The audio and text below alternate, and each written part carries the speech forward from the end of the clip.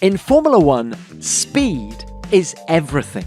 But rebuilding one of the sport's most famous teams is going to take time. In 25, I think we have the best driver lineup on the grid. There's good developments ongoing. There's a but to it. Everything's about 26, so 25 will be sacrificed. And what that looks like just depends on how keen others are to take the risks I'm taking. Williams team principal James Vowles has already started taking those risks as he builds towards 2026. Getting a driver to give up his car for his teammate, a mid-season lineup change, and a statement signing of a race-winning star. Carlos comes with him not just the ability to drive a car quickly, but the ability to lead the team forward. When we're beating Ferrari, I think he'd prefer to be here.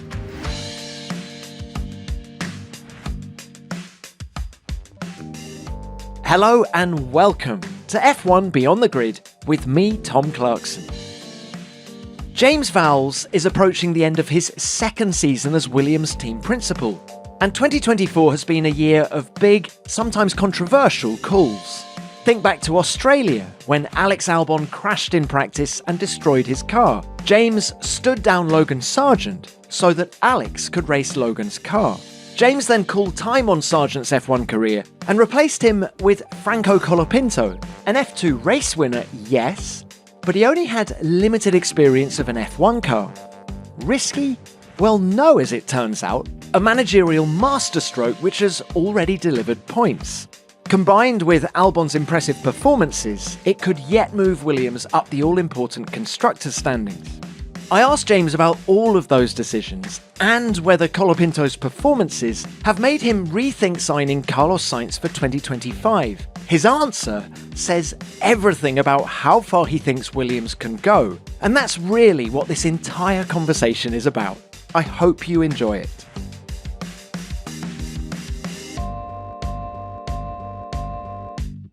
James, great to have you on the show again. How are things? Yeah, they're good. Yeah, it's good to see you, Tom. Now, every time I come to Grove, I'm reminded of this team's heritage. You've got Mansell's car down there in reception. You've got, all the championships and the trophies. You're in the throes of rebuilding this team. How close are you to a return to the glory days? I'm afraid we're still a way away. We were closer than we were 12 months ago, that's for sure. In other words, the direction of travel we're going in is the right one. But starting with what you said, I have the same feeling every time I turn up on site. So near enough every day. The legacy washes over you very quickly. You just feel the power this organization has, and it's brilliant. So we're on the right track. You can now see we're moving forward up the grid. But a lot of the facilities and infrastructure that we need to have in place will still take multiple years before they're there. And they are needed for us to move forward. And we're not, we are digging right down to foundations. This isn't a short-term solution. We're going to go right back to people, culture, infrastructure, technology, commercial. Make sure each area is brought back to the fundamentals and then build on top of it. And that's while still producing a car that's racing in a championship. I'm reminded of last year's Canadian Grand Prix. I remember you and I having this exact conversation about facilities and you being 20 years behind a front-running team like Mercedes. You say you're better than you were 12 months ago. How much better? How much closer in terms of facilities? We do have some level of process in place now that captures a structure. So I'm not reliant as much on goodwill of individuals going above and beyond in order to get past the track. We have more structure and system and work orders and other lovely things in place. But actually, I would say at the moment, perhaps productivity may have slowed down a bit, because it will do. As you go through the process and you find where you're held up, you need to then fix those blockages in order to get through. What I also mean by that is it's with the growth of the team, we're having expertise through the building, and I can see real tangible performance development, especially on the 2026 car.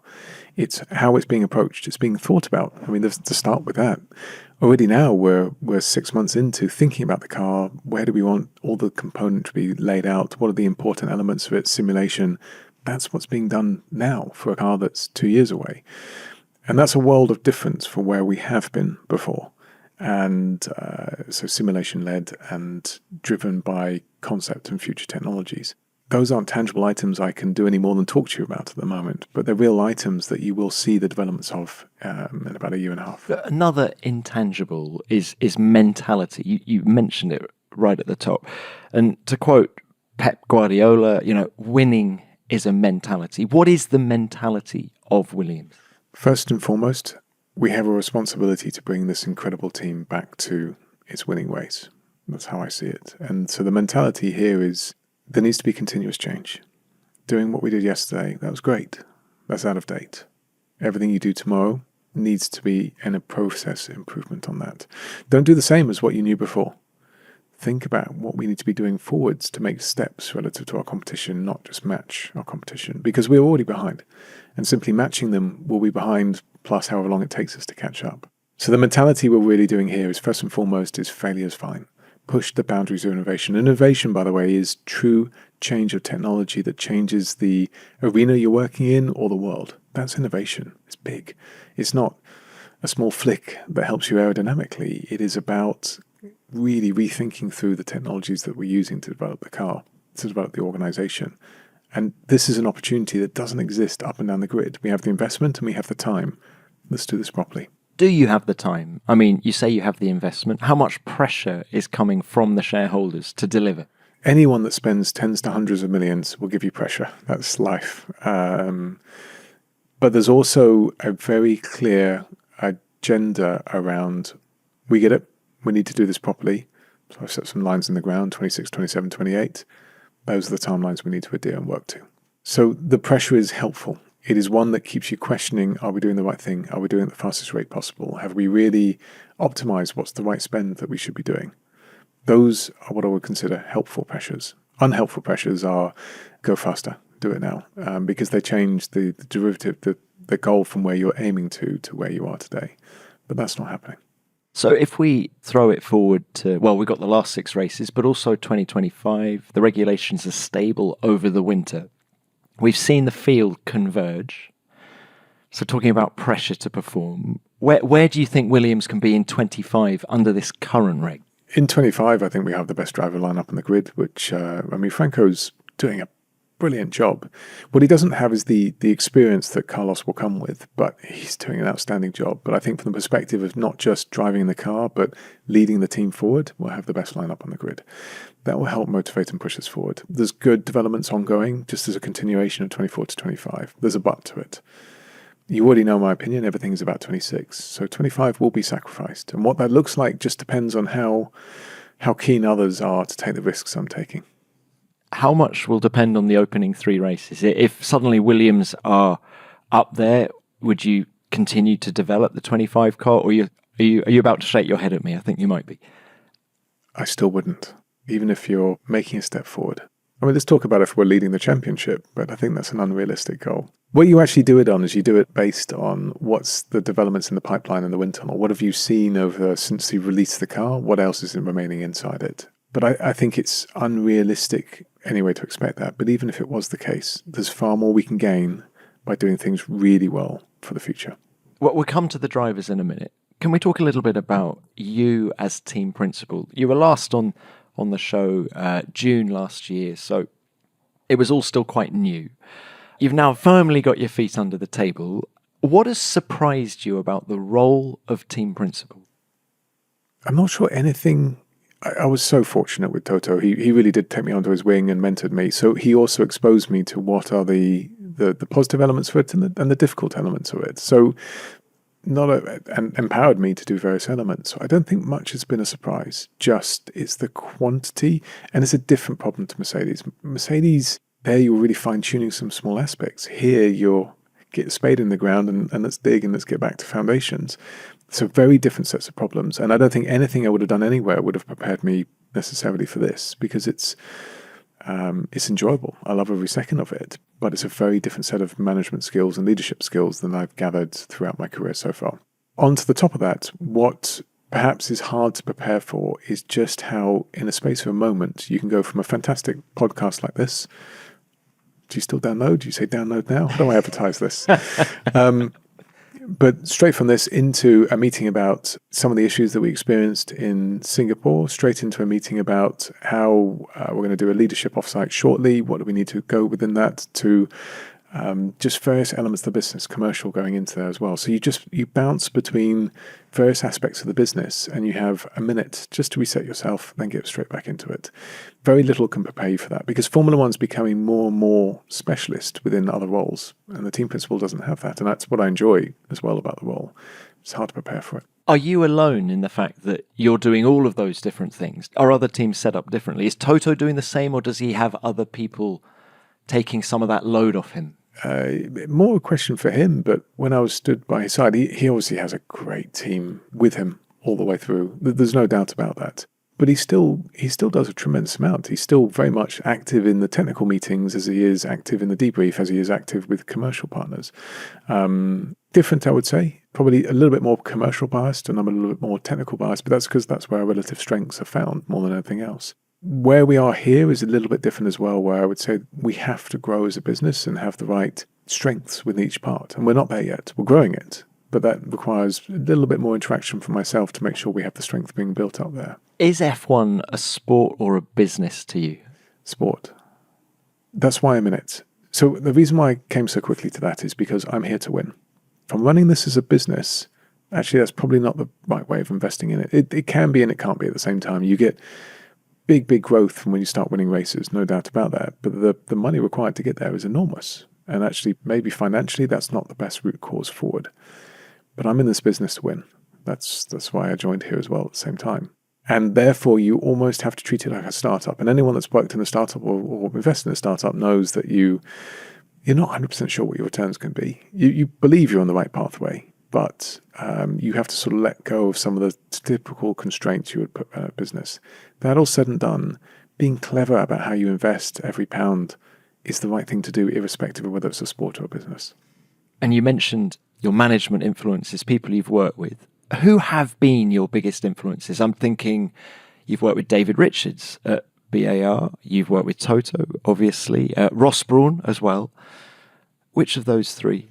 I hope I've taken something from each and every one of them. So start with DR. DR was just so impressive. A few words of his would drive the team whichever way he'd like it to go. Such a strong public speaker, leader in every sense. You believe him and want to follow him. Strength of conviction, strength of speech. Love that about him. Ross was very clever at getting the right people in the right room to talk to each other and creating a forum where discussion took place. So he empowered individuals, brought them in at the same time. And that was his strength, and I learned a lot from him there. Toto has huge business acumen. Took a business to really a value of very little to a value of probably the best in the grid at the moment. And I learned a tremendous amount from him there as well. He's also, and this was with Ross and with Toto, culturally, they're very aligned in what they believe in terms of failure, in terms of growth, all of those things. So I hope I've taken a bit from everyone, but made it my own along the journey. And would you like skin in the game, like two of those? Of course, Toto is now a part shareholder of Mercedes. Ross, Brawn Grand Prix back in 2009. Would it make any difference to you if you had a shareholding in this company? I think, it's not for me to decide. It's for my investors to decide. But the difference it makes is you feel more attached to what you're doing. But that's not what I'm driven by. I'm driven by performance. I'm fairly rewarded for where I am and where I am here. And what I'm driven by is bringing this team back to the front.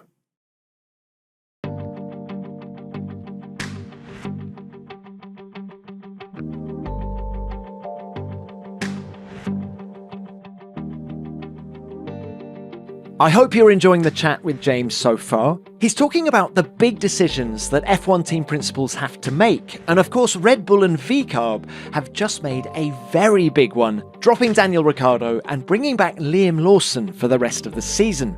Christian Horner joins the F1 Nation podcast this week to give us the inside story. You can find F1 Nation on your podcast app. But listen to the end of James first. There's still lots more to come, including his take on Franco Colapinto's F1 debut. James, you've got some impressive board members. I'm thinking Peter Kenyon, ex-Manchester United, Chelsea. There's Jenson Button on there. There's James Matthews, ex-racer himself. Do you have the support network there for you? Definitely. I'd also say to that, there's Matthew Savage and James. So Matthew, Savage and James are the primary board for this part of the organisation. And I couldn't ask for more. And what I mean by that is if you turn your head to the left, James is there. That's where he's located. He's 4 meters from my office, which means I can, on a good day, throw something at him. That interaction with a board member doesn't happen within most organizations, but it makes us much, much stronger. So instead of waiting for formal meetings 4 times a year, you end up talking daily about, here's the problems, here's how we deal with it. By the way, I'm going to come to you with this investment case. Let's have a think about how we approach that. Same with Matthew. I was with him all weekend in Singapore. He's arriving in here, I think, tomorrow. And we'll go through the same sort of discussions. And it'd be unusual if we're not messaging each other daily. That's the level of communication. And I don't think that exists up and down the grid.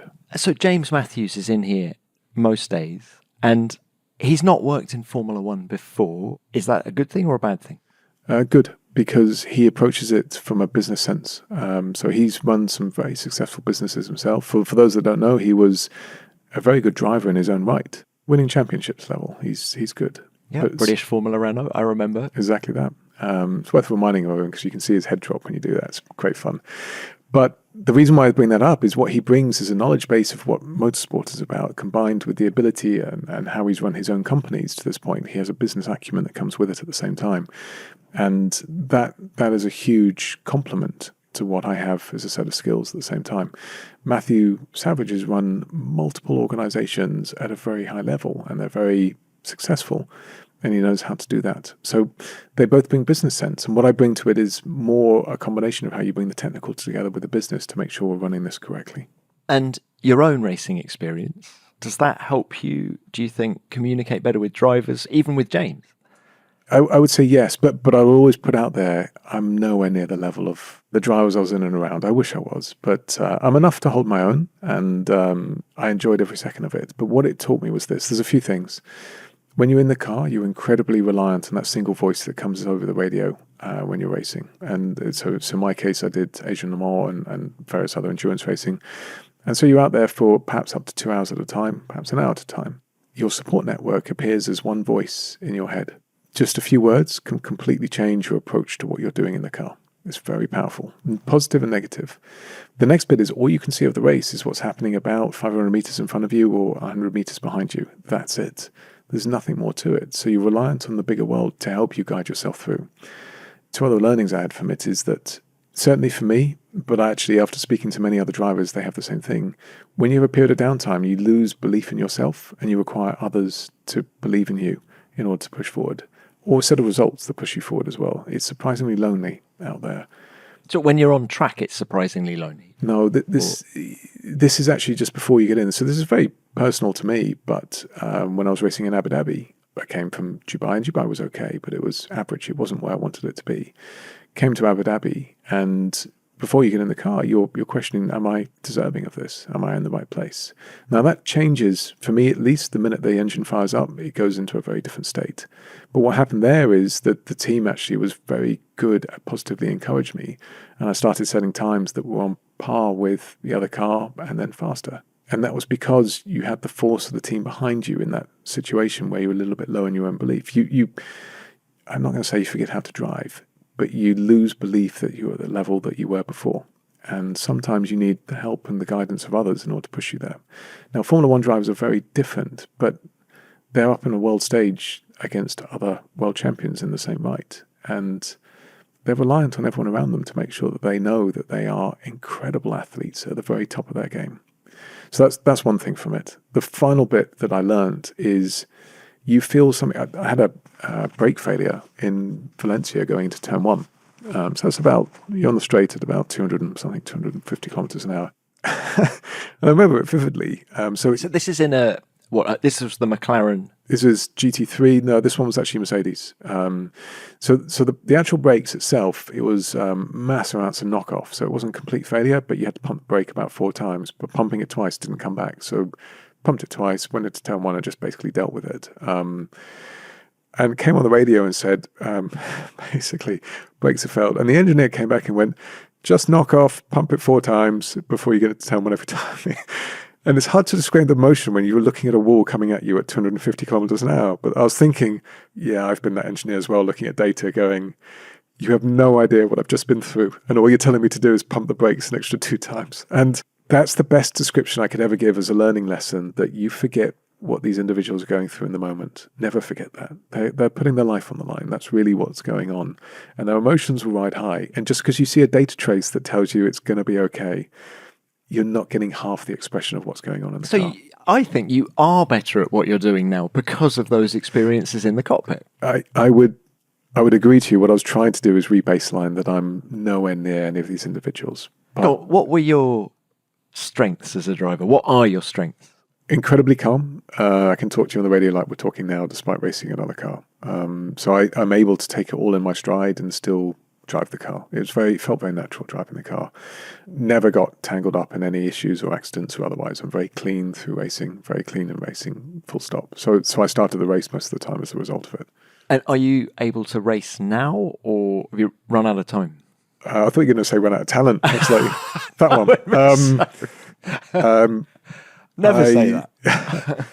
I would love to, but time is not on my side. When I do something, I want to do it really properly. So it's not just about jumping in the car, it's about doing a proper job. And to do that would be a sacrifice to Williams to the level where I'm not prepared to make at the moment. This needs all of my attention and all my care. And I get to do fun things. I drove a Formula One car just a few weeks ago, in fact. So it's not, don't feel bad for me. I've got a brilliant life.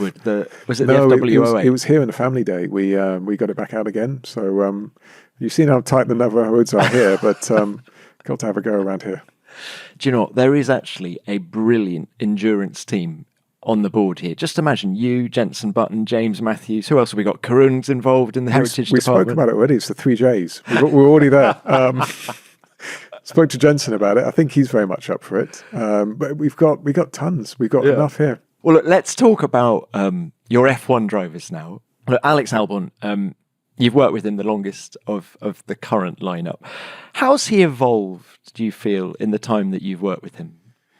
When I sort of came here in January last year, I think he'd been through don't underestimate how difficult a time he'd been through before joining this organisation. And I don't think he quite had the pedestals to speak up about what he wanted to speak up about here. The maturity and how he's evolved is he's become a real leader of the organisation and one that wants this to be successful, one where he's committed, his words, not mine, the best years of a career typically. This is where he wants to spend it. So he wants it to be successful at the same time. And it's a large self-belief that he's gained. I mean, he is excellent and he just needed someone to really help him on that journey. And he's really flourished since then. I think he changed a lot last year in his driving. And you haven't seen the end of that change yet. In terms of what I mean by that is that I had a phone call with him a few hours earlier than this, but it's about not just where we're not in Q3 in Singapore, where we should have been, but actually on top of that, here's all the other items that I know are in this package. Let's get them delivered for Austin. Let's make sure we're pushing this forward. And it's just this continuous drive and growth for us to be better. You know, you talk about he didn't have the pedestal when he first came here. It's interesting because one of the things Red Bull used to say about him is that he lacked self-confidence. And do you feel he's getting that confidence back now? One for him to answer, but my opinion of since I've seen him last year to where he is today, 100%. Of course, he out-qualified Logan Sargeant, 37-0 in the races they did together. Can I ask you about what Franco has done alongside Alex? How do you feel Alex has reacted to having a faster teammate over these past 3 races? Start with Franco first of all. The reason why we put him in the car is he's part of our academy, and I believe in investing in our academy. It was a surprise to everyone, but if I ask everyone to dig back through his career properly in the detail that we did, which is why he's here, you'll see that he never had testing or sometimes not even simulator work that went with it. He went wherever finance led him to, and when he was in those teams, did an incredible job without any kilometers under his belt. Got into Formula 2, started really developing in that Formula 2 year, which is why we rewarded him with the Silverstone drive. And I was a little bit taken aback how quick he was immediately out the post. And I spoke to him about it. He was very relaxed. He said, yeah, it may never happen again. So I was just enjoying the moment. In the simulator land, he's the same pace as Alex. And it's a good simulator, so we're able to compare where we are here. But you're never quite sure if that's going to translate. So I knew he'd be quick. What I didn't expect is how quickly he's got up to speed. And I thought it would take him another few races to be there. So it would be in the Americas before he picked up. Where his strengths are, him personally, is that, actually similar to what I described, he can take all of this pressure, the thousands of things that come at you, and just deal with it in his stride. He's never flustered. He's never panicked. He's never overloaded. He's just, give me more, and I can give you more back. Do you know what? He strikes me as a driver that is kind of meant to be in Formula One. I'll never forget the first press conference that he came into. He sort of put his arm on the back of the chair, and I thought he was going to light a cigar and get a drink, and we were going to be there for hours. And every time, James, every time I thought he was about to stop talking, no, there was another sentence coming. He just sort of, this was his first press conference, and he just commanded an audience, really. We did a team talk for the first time with him in Monza. And he said, well, what should I say? I said, speak from your heart. You're good at it. Just talk to people. And he did. And there's two things. I would completely say this. He was at home. He had a captive audience of the entire race team that wanted nothing but success for him. But I did have to break into his dialogue about 4 minutes in because we're going to run out of time. He loves, because he talks from the heart. There's a lot of it. But he is at home. You don't get this relaxed very quickly unless you're so confident in what you're able to do. And he's thankful, incredibly thankful for this opportunity. And the impact he's had on Alex then, because let's wind it back to Singapore Grand Prix. You know, over the world feed, suddenly we get Alex's radio message about Franco's move into turn one. And I remember thinking, I must have missed that. Franco just dive bomb. What's he doing? Alex's implication was that he was perhaps being a bit rude, and then we suddenly saw a replay of it. No, there was room, and he made the apex, and it was all fine. And so it just made me think, okay, Alex hasn't had a teammate this quick, and we're sort of, are we seeing? No, I don't think we are. So I sort of spent some time with both drivers afterwards and watched it from both camera angles. If you're Alex, it's actually a dust trail. What he thought it was is he saw Franco with two wheels lit up, completely locked up going into turn one. And before watching that through, you turn right because that's coming at you. Simple as that. And I think Carlos did the same thing for that matter as well. It wasn't a lock-up. That's dust. And Franco was completely in control of the car, and well done to him. He properly took that to the limit. But I kind of get why Alex in the moment thought that it was an aggressive move. It's also why you heard him afterwards. He went, actually, I've looked at it and it's fine. It's just there's a cascade of cars that were getting out of the way and I got caught up in it. But what I like about Franco is he's unfazed. He was unfazed afterwards. He's like, man, it was okay. Just the coolest kid in the world. And was everything good between the two drivers after the race? In the room, absolutely fine. And do you think Alex will have to dig deeper again when Carlos Sainz comes here next year? Yes, but he'll step up to the challenge every time. That's why I've signed him for the long term. He is brilliant at this. So answering your question, is he feeling the pressure? No. He's frustrated because for all of us, he wanted a result and we had a result there. That's where it stemmed from more than anything else. But what you will see is an Alex that keeps stepping forward. Because when you have a team that goes, he found half a tenth there, I'll do the same. You start getting pushed in a way that you haven't before. But his response will only be positive. So that's Alex. We've talked a little bit about Franco, but I did want to ask you, I mean, hindsight is always 20/20, of course it is. But you've already said that he was very impressive when he did FP1 at Silverstone. Why didn't you put him in the car to race after that? The main priority I had for the team was not who was driving it. It was making sure we delivered a car at the correct performance level, worthy of Alex and worthy of anyone else who put in the seat, where it can deliver points. And that we hadn't until that point. The car we had is, we scored a few every now and again, but that wasn't a car worthy of moving forwards. At the point, which is Zandvoort, that we had delivered on that, I was clear with Logan and all the way through that you have to pick up every point that's available to us. The car has to be the car we have at the end of the race. We don't have sufficient spares. This is where it comes down to. Because until that point, there were moments where he had performance and moments where he didn't. And what I wanted is a proper, here's where we are. We're now in a position where we can deliver points. Let's do that as a team. Do you think Logan's confidence ever really recovered from what happened in Melbourne when you asked him to give up his car for Alex? If you ask him, he would tell you yes as well. The very next race, he was back into a strong place. I think where Logan was, he gave me everything that he had, but it wasn't at the right level or the right value for what we needed. Simple as that. It was never from him a lack of confidence or a lack of drive or a lack of motivation. He would spend all of the time that he could making himself quicker, but reach the end of the road of what he was able to achieve. You've worked with so many drivers over the course of your career in Formula One. How much is there to Logan? Is he capable of winning races in another formula, in IndyCar, in WEC? Without doubt on all of those. He's amongst the top 20 drivers in motorsport, which will be controversial saying that. There'll be a bunch of people very frustrated by that, but that's the level that he's at. And he was a matter of a tenth or two off. But our game now, the one that's been decided, and by the way, previous years, a tenth or two would have still kept you in roughly the right position. It doesn't anymore. That puts you back 5 places. He absolutely has the capability to be champion in many other series, no doubt about it. It's funny, isn't it? Formula One has never been harsher for drivers Correct. than it is now, because the field is so close. Exactly. And the differentiation now is milliseconds. Which is why someone like Franco Colapinto coming in and doing what he has done, what is it, 7 thousandths off Alex in Singapore, which is a brutal racetrack. James, I put it to you that if Carlos Sainz was still umming and ahhing, where am I going to go, waiting to see what Audi are doing, Alpine, what's happening there, knowing what you know now about Franco, would you have given him the nod for 25? Would you have actually said, Carlos, I tell you what, maybe in the future, but I'm actually okay with what I've got now?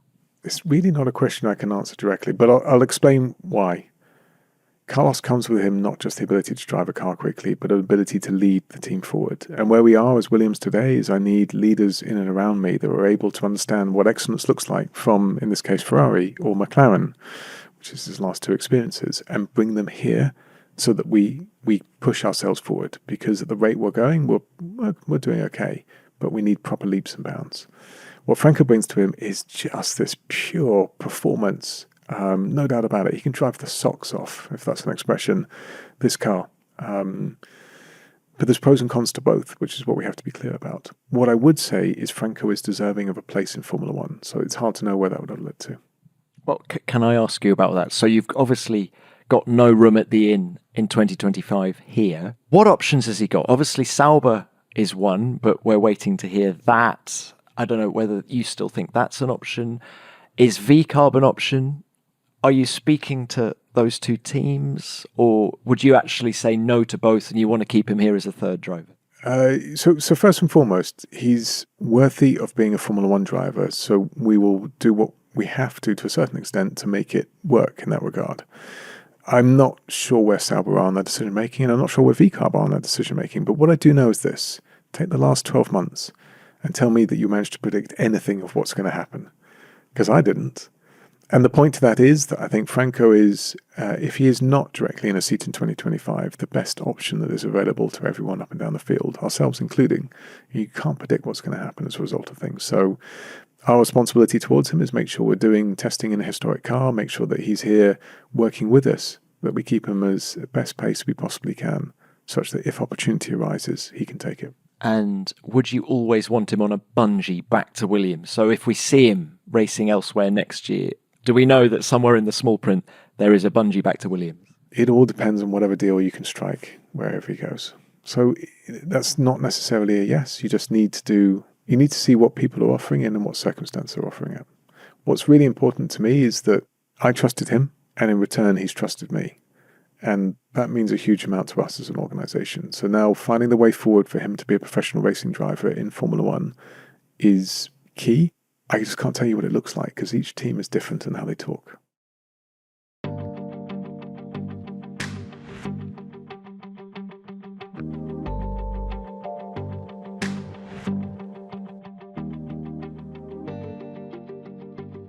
Okay, let's talk a little bit more about Carlos Sainz. You said a minute ago that Sainz Albon is the best driver lineup in Formula One. I just want to put it to you, so better than Hamilton Leclerc at Ferrari next year, better than Norris Piastri at McLaren? That's my opinion of it. And I'll explain sort of the reasons behind it to a certain extent. A, they're both performing at a very high level. I mean, Carlos is driven against all of the drivers you just discussed, against Lando, and was successful against Charles, and up and down, but he's there or thereabouts. There's hardly anything between those two drivers. Against Max, and in that first year in Toro Rosso, was exceptional against him. So it's not that he hasn't been challenged along his career. He's been challenged all the way through and held his own. But it's not just that I'm basing it on. It's not in the car, it's out the car. In the short space of time that I've got to know him properly, he drives the team forward. He wants to spend every minute of his time that he can do to make this team more and more successful. And that's a combination that is not necessarily available up and down the grid. What I mean by that is not just getting the car. That's not my job. My job is I want this to be a successful organisation. Tell me what more we can do. And that's what I'm looking forward to. And Alex is built the same way. So is Carlos getting involved in matters Williams even now? We can't for obvious reasons, which is he's still a Ferrari driver. But what we are talking more about is what he's done historically elsewhere, what he wants to be doing here. Because you talked in the past about the courtship that you had with him. And I just wondered, how has the relationship changed now that he's actually signed on the dotted line and committed his future to you? It grew stronger more than anything else. What I mean by that is he loves where he is. He's in Ferrari, and it's an exceptional place to be as a driver. But he knows his future is here. And as a result of that, what he's trying to do is say, what can we do here? What can we do here? What can we do here? What can we do here? This is what I'd like for us to move forward together. This is what I've done in the past. This is where I can go. And so already when a driver's doing that, you can tell that their mindset is position themselves into the right place for the next, several years. Ferrari in Formula One has to be very close to the pinnacle, doesn't it? Do you worry that he's going to struggle with scrapping in the midfield? No, not for a second. I had that worry. And over one of our dinners, we had this chat. And he was actually very good in how he answered it. He said, no, the way it works is this. The second I sign, I give you 100% of everything. But what I'm doing is making sure that I am ready to give 100% of everything to this organisation. That's the delay. So answering your question more directly, he will give everything to this team for it to be successful. And Ferrari is a part of his history that's led to here. Part of his history, but he did say at Monza that he wouldn't rule out racing for Ferrari again. Were you surprised to hear him say that? No, I'd say the same thing. But when we're beating Ferrari, I think he'd prefer to be here.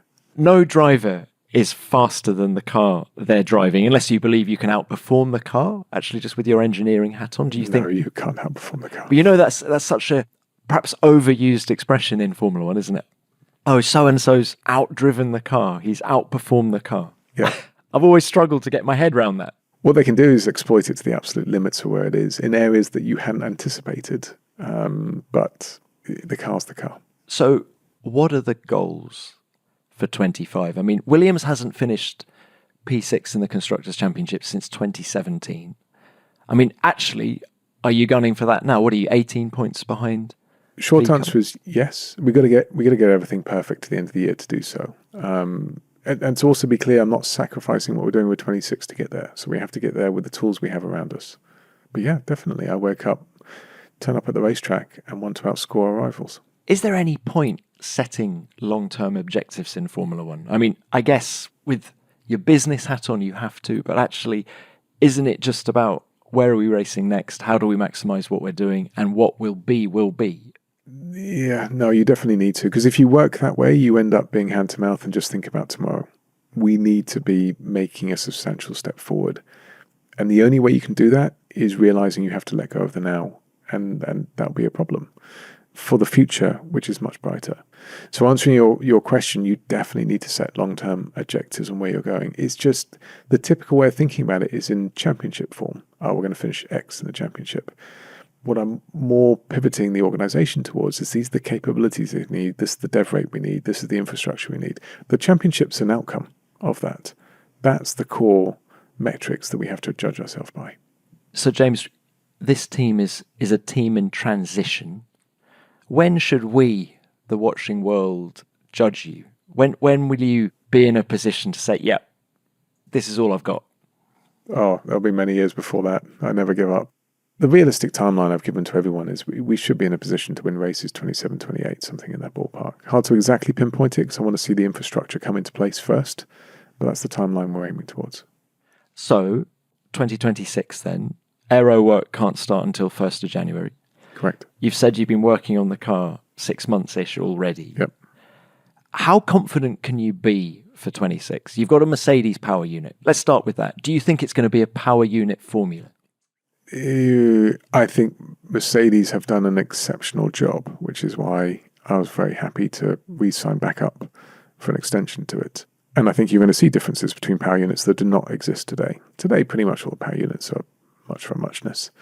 I think that will change in 26 and you'll see a difference between the power units. I just don't think it'll be to the levels you saw in 2014, where there was such a wide spread between the field. Can you explain to me why you think we're going to see the spread, because we're getting rid of the MGUH, so that side of it is simplified.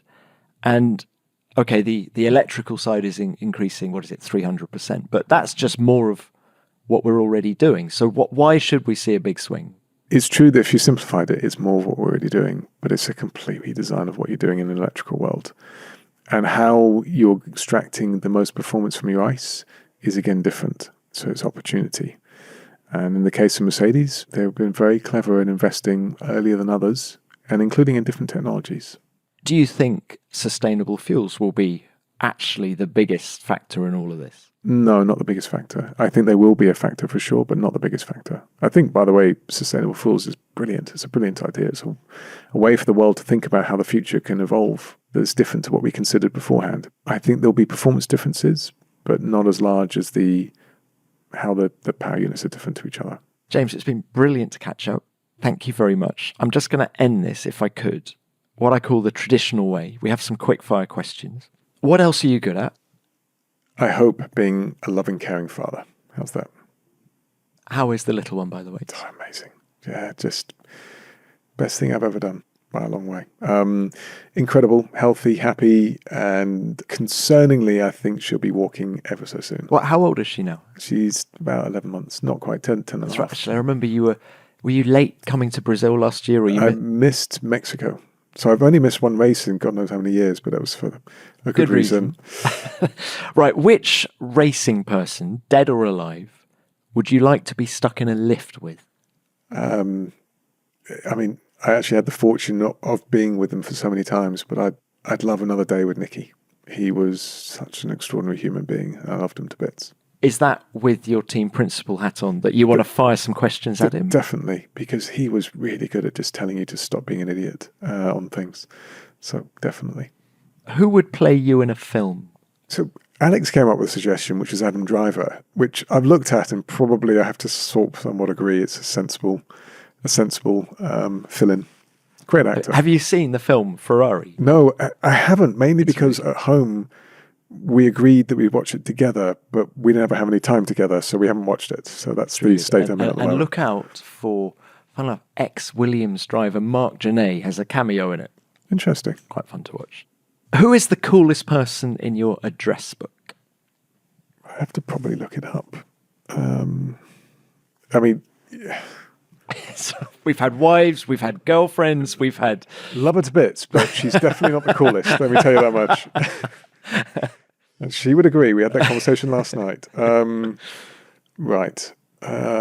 Keep going. I'll just have a quick... Do you know what would be the coolest? If you just went, Adam Driver. That's it. I'm really fortunate to have so many people that I've met on sort of my pathway through things. From a mixture of royalty that we've connected with to astronauts that I've connected with. And they're all in here, which is why it's going to be an awfully difficult... You keep going. I'm just going to read through this in the background and I'll answer that in a second. Oh, so go on to the next question while you're scrolling. Definitely. Okay. Well, Two things at once. Well, it's what you're saying about being team principal, right? Look, it's actually the last one. If you, James Vowles, hosted a podcast like this, who would be your first guest? I know these are quick fire, but I just want to spend time thinking about it correctly. I really would have Alex on, and I'll tell you why. He makes me laugh so much. If you get him in the right environment, he is absolutely brilliant, very natural. And you can see it on the podcast he does. He's actually really natural at doing it. So it'll probably be that, just to kickstart it into gear. I'm only on to the G's here, so it's going to take a long time before I make my way through the phone book. Are you okay? So we're back to the coolest person in your contacts. But I'm going to describe the situation for your listeners here, which is, Tom, you're always in a suit. Every time I've known you're in a suit. You're not today. You're in jeans and a top that looks as though it really needs an iron, if I may say. So just filling that little blank there. I'm now quite pleased that this isn't filmed. That's right. Oh, this is... I'm on the eyes, but it's just judging. What other sports do you follow? So MotoGP, and have a good number of drivers, riders in here from that, and they are cool cats, I'll tell you that much. Go on, throw a MotoGP rider at me. Who would be in your contacts? Jorge's in here, so obviously now retired. Cal was in here, but I haven't seen him for a bit. Lorenzo, yeah. Do you go to MotoGP races? I tell you who is in here, Simon Crafer, who was brilliant at MotoGP. He's now part of running the organisation. But he was one of the chaps that helped me on track learn a lot about how to ride a bike much, much faster. God, so we've been talking about your race driving career. Yes. Actually, I'd forgotten that you are also a biker. You and Indeed. Bono at Mercedes were part of the sort of, what do we call them? The Hells Angels of Oxfordshire. But it's exactly how we described ourselves. Do you still ride a bike? I have a brilliant motorbike, but I only ride it in and out to work at the moment. So what we do is I have a group of friends. Many of them you would recognise all the names, but best not to say them all. And we transport the bikes in a van out to normally the Alps, and then just go around and ride every day, stop in hotels. It's a fantastic way to spend 5 days together. So wow. What time of year? Sort of summer break? August break time. So we did that a few years ago, and the stories even today are just enormous. Well, JV, it seems like it was Jorge Lorenzo your answer to the contacts question. I'm still at the L's. The point I was sort of trying to make is I've been fortunate to have contact with so many great people that I'll tell you what, who I'm going to put in here. Tom Kerridge. I've got his contact details, and he's brilliant. Absolutely fantastic. So when I said, what else are you good at? Cooking was something you didn't say. Because I suppose if you've got mates like that, then you don't. Well, you still need to be able to survive. So I learned how to fend for myself pretty early on in life.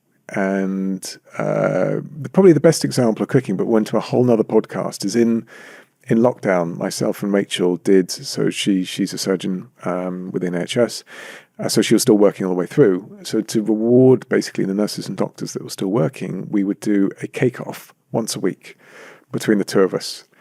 And Rachel's still annoyed by this today, but I won the competition after, I think it was 4 cakes. I won by an additional vote. So I think it was 3 cakes to me, 1 to her. That's fantastic. I feel we got a master chef wannabe. Cooking, real incredible cooks just bring all the flavours out. I like following a recipe and tuning it a little bit. So there you go. Well, James, thank you for your time. It's been really good to catch up. Thank you. Now, James is a competitive person. I can only imagine the needle between him and his wife during that cake-off. But what a fascinating conversation. James was brutally honest in his assessment of Williams' future and the drivers he'll be working with from 2025. He made it clear that he's in this business to win. And everything he's done so far at Williams has taken the team a step closer to that objective. It'll be fascinating to see what comes next. James, thanks for your time. It was great to catch up. So what did you make of this conversation? We love your comments, so please send them in. I'm at Tom Clarkson F1, or you can use the hashtag F1BeyondTheGrid. And that brings me on to what you sent in after last week's show with Ollie Behrman. As well as being hugely fast, Ollie's a super nice guy. And I think this message from Emily Nesbitt summed up what many of you thought. To hear that the first thing that comes to mind when Ollie thinks of being a leader is someone people can depend on makes me really admire him. He's very mature for someone his age. Honestly, he seems more mature than some of the drivers on the grid who are certainly not his age. Thanks for the message, Emily. And Ollie certainly is mature. He's also very calm, 2 attributes that will stand him in good stead when he embarks on his F1 career for real next year. Well, that's almost it for this week. Before I go, if you want more F1, why not check out F1's other official podcasts? I also present F1 Nation, which follows all the latest F1 news. This week's episode has Christian Horner talking about dropping Daniel Ricciardo and bringing back Liam Lawson. And if you want to understand more about how F1 works, listen to F1 Explains. The latest episode is all about how performance engineers coach drivers to be their very best. And as we head towards the end of the season, there's still a chance to be at a race. You could be there when the 2024 World Champion is crowned. Tickets.formula1.com is the place to go. Well, that's all from me for this week. Thank you very much for listening, F1 Beyond the Grid is produced by F1 and Audioboom Studios. Until next time, keep it flat out.